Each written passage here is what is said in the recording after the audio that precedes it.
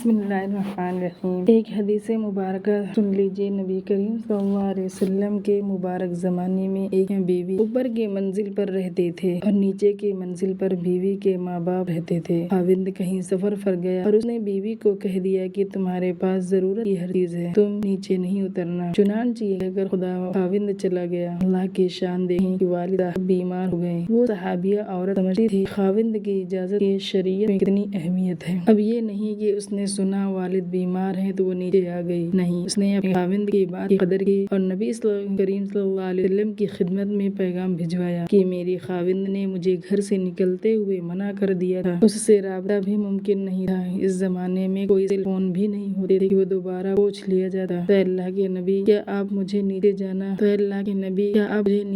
چاہیے؟ نبی کریم صلی اللہ علیہ وسلم نے فرمایا نہیں، آپ کے خاوند نے کیونکہ آپ کو منع کر دیا ہے تو آپ نیچے نہ آئیں۔ اب ذرا غور کیجیے، نبی کریم صلی اللہ علیہ وسلم خود ہی یہ بات فرما رہے ہیں کہ آپ خاوند کی اجازت کے بغیر نیچے مت آئیے۔ چنانچہ وہ نیچے نہیں آئی۔ اللہ کے شان کی اس کے والد کی طبیعت زیادہ خراب ہو گئی حتیٰ کہ والد کی وفات ہو گئی۔ جب والد کی وفات ہو گئی تو صحابیہ نے پھر پیغام بھجوایا کہ نبی صلی اللہ علیہ وسلم، کیا میں اپنے باپ کا چہرہ آخری مرتبہ دیکھ سکتی ہوں؟ میرے والد دنیا سے چلے گئے، میرے لیے کتنا بڑا صدمہ ہے۔ نبی کریم صلی اللہ علیہ وسلم نے فرمایا تمہارے خاوند نے تمہیں روک دیا تھا، اس لیے تم اوپر ہی رہو اور اپنے والد کا چہرہ دیکھنے کے لیے نیچے آنا ضروری نہیں ہے۔ وہ صحابیہ اوپر ہی رہی۔ سوچیں اس کے دل پر کیا گزر رہی ہوگی، کتنا صدمہ اس کے دل پہ ہوا ہوگا۔ اس کے والد کا جنازہ پڑھایا گیا تو دفن کر دیا گیا۔ نبی کریم صلی اللہ علیہ وسلم نے اس بیٹی کی طرف پیغام پہنچایا کہ اللہ رب العزت نے تمہارے اپنے خاوند کا لحاظ کرنے کی وجہ سے تمہارے باپ کے سب گناہوں کو معاف فرما دیا۔ تو معلوم ہوا کہ آپ اپنے گھر میں جو کام بھی کریں خاوند سے اجازت لے کر کریں اور شوہر کی فرما برداری کریں۔ ہو سکتا ہے کہ اللہ تعالی ہمیں بھی شوہر کی فرما